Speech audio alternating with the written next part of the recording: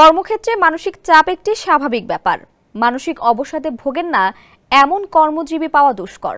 তবে এবার কর্মক্ষেত্রে মানসিক চাপে থাকার কথা জানিয়ে চাকরি হারাতে হলো শতাধিক কর্মীকে। এমন ঘটনা ঘটেছে ভারতের নয়ডার এক হোম স্যালন সার্ভিস কোম্পানিতে। ভারতীয় সংবাদ মাধ্যম টাইমস অফ ইন্ডিয়ার এক প্রতিবেদনে জানানো হয়, ইয়েস ম্যাডাম নামের এই কোম্পানি কর্মীদের উপর একটি মানসিক স্বাস্থ্য জরিপ চালিয়েছিল। সেই জরিপের ফল প্রকাশের পর শতাধিক কর্মীকে বরখাস্ত করে কোম্পানিটি। সম্প্রতি ইয়েস ম্যাডামের এইচআর ম্যানেজারের ইমেইলের একটি স্ক্রিনশট সোশ্যাল মিডিয়ায় ভাইরাল হয়েছে।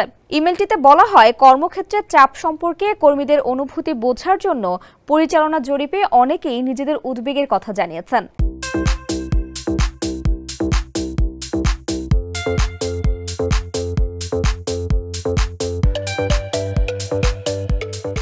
একটি স্বাস্থ্যকর এবং কর্মসহায়ক পরিবেশ গড়ে তোলার জন্য প্রতিশ্রুতিবদ্ধ একটি সংস্থা হিসেবে এই প্রতিক্রিয়াটি যত্ন সহকারে বিবেচনা করা হয়েছে।